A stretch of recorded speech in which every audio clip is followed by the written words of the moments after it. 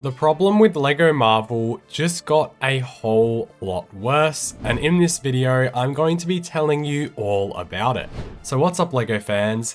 It's a very annoyed LEGO man Cam here, and today I'm going to be talking about the new Avengers Endgame Final Battle set, which is essentially the ultimate culmination of everything wrong with modern LEGO Marvel. This set is genuinely unlike anything I think I've ever seen before, as it manages to fail on just about every single level. So to begin, let's just take a quick look at what is actually included in this set.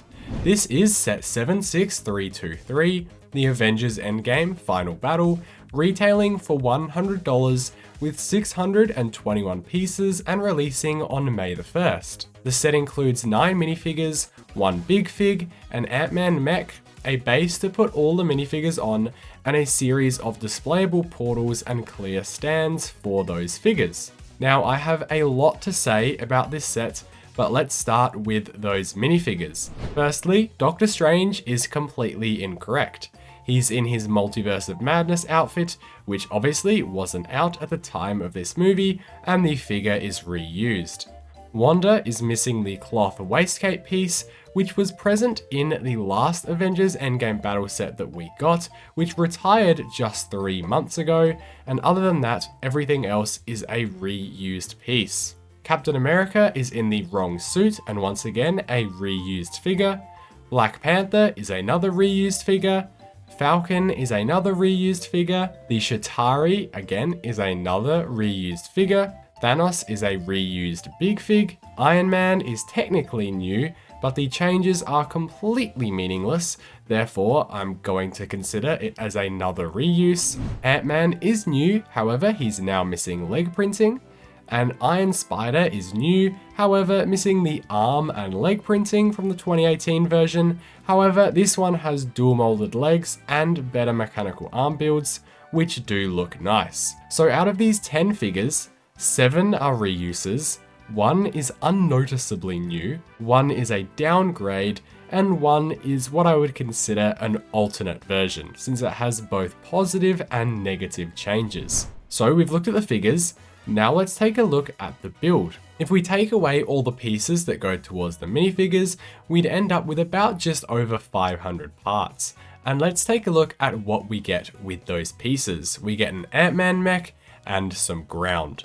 So, starting with the Ant-Man mech, because in my opinion, this is really quite bizarre. If you've kept up with LEGO Marvel for a while, you would remember that Giant Man was first included back in the Civil War airport battle from I think 2016, and it was sort of one of those scaled up LEGO minifigure builds, just like this Ninjago Stone Warrior that I have here. What I personally love about these figures is that they are literally a regular LEGO minifigure just scaled up. So you can perfectly imagine the Ant-Man minifigure, let's say that's included in this set, you can imagine that just being much bigger and growing into Giant Man. Then, many years later, LEGO released this buildable Ant-Man construction figure for Quantumania, which was not supposed to be considered as a Giant Man, but was more so just a bigger version of Ant-Man that feels sort of like a classic action toy figure. This was in the same line as the one for Wolverine or Captain America that we got. Then in January of this year, LEGO took essentially that exact same construction figure with a few little changes and copy-pasted it into the new Civil War airport battle set, where they used it directly as a replacement for Giant Man. Now, I can understand why some people prefer this version, as it obviously is much bigger compared to regular minifigures and much more posable, but personally I prefer the older one because the new one has like fingers on it which just look kind of gross and don't really work well with minifigs. Anyway though, with all that in mind, this new set has neither of these two different Giant Mans, but instead has literally an Ant-Man mech suit. This is exactly like the small $15 mechs that we get in the Marvel line, but in Ant-Man's colors, essentially another copy and paste. This is completely inaccurate because this is clearly not Giant Man, because you can see Ant-Man's little tiny head popping out of the top. The rest of the pieces are then put into what I would call a big piece of floor. I will admit the portals in the back look cool, and the pieces to pose the figures are very nice, but that's like 100 pieces maximum. The rest is then just a bunch of plates and slopes and nothingness. Even the only part that I would consider to be a build here, which is the Avengers logo, looks worse than the one from the set that retired last year. I get that they wanted to have the arrow in the Avengers logo, but they couldn't be bothered or just didn't have the budget to actually recolor that arrow piece and the clip, so they look a bit out of place. And then you have the actual A itself, which isn't tall enough and built differently to the one from last year, so it just looks kind of stupid. Then there's the little bits of fire around the ground, which just look, again, very, very stupid, with bright red pieces used to hold the flames, which stick out like a sore thumb. And then lastly, this is more of an actual minifigure piece I'm complaining about here rather than a build for the set, but the set includes a broken shield for Captain America, in which they've literally just printed a broken shield onto a regular grey shield piece, with the other half of it just sort of sitting there, which it looks more like a shield with just a rusted paint job instead of one that's actually been, snapped in half by Thanos. Anyway, let's now move on to the price for this set. But just quickly, if you have seen a few of my videos and do enjoy them, please consider subscribing to help us reach 40,000. And also check out my Instagram account. I post exclusive updates and updates on my story all the time over there. That's where I first sort of spoke about this set. Anyway, looking at what this thing costs, it is $100. Now, I want to give this a fair assessment. So if we try and work out the price by sort of parting out what's included. So you get 9 minifigures. Now, typically a CMF minifigure is $5, but I'm going to give these ones as $3 each because not only are they nowhere near the quality or level of detail of those $5 minifigures, but 6 of these figures are all just reused pieces, which obviously would make them much cheaper for LEGO to produce. So if we take 9 minifigures at $3 each, that gets us $27 worth of minifigures in the set. Then a big fig, I would say, is about 4 minifigures worth in size. So if we take 3 times 4, that gives us 12. Add that to our 27, we're sitting at 39, let's say $40. The Marvel mechs are $15 on their own, and they include 2 figures regularly. So that gives an individual mech a price of about $9. But this one is pretty bulky. There's quite a few more pieces on this Ant-Man one, I would say, compared to a regular one, which sort of gets us to $50 now, adding that 40 and 10 together, which then leaves us $50 left of this set. So do you see $50 worth of value in this giant piece of floor and portals and Falcon's wings? Because personally, I do not. So this set is priced terribly, it has terrible minifigures, and the builds are just bizarre and pretty much useless. But what makes this set stand out for me against nearly everything I've ever seen from LEGO is that I just can't understand its existence. Let me show you what I mean.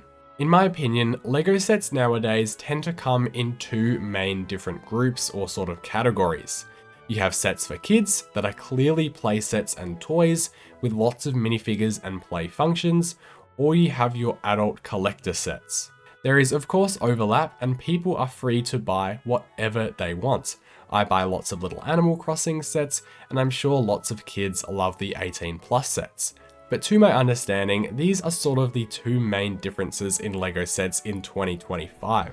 The problem with this set though, is that I cannot understand what it's trying to be. On the one hand, you can say it's a play set for kids. Sure, the minifigures aren't good quality and worse than what we've had before, but kids don't actually care about that. They just want a bunch of figures to play and fight with. And do kids care whether you get Giant Man or just Ant-Man in a mech? No, they don't. They just want something cool and big to play with the rest of the set. But if this is true, then why is this set 50% ground? That adds absolutely nothing to the play experience for kids. Genuinely, if I were still playing with this set as if I were a kid, and I had a piece of ground or just the carpet in my house, it would make no difference to me, which makes the only useful build in this set that Ant-Man mech. And the set then also comes with a bunch of display stands like it's designed as a display piece for adults. So then let's look at this set on the other side of the coin. Maybe it is truly a set for adult collectors, just disguised as a playset to have more parents and kids buy it. So it is displayable. It depicts the scenes from the movie that a lot of adults have probably seen. It comes with an Ant-Man and an Iron Spider for the first time in a while as well. Well then, if that's true, then why does this set come with a completely inaccurate mech usually found in 6+ sets?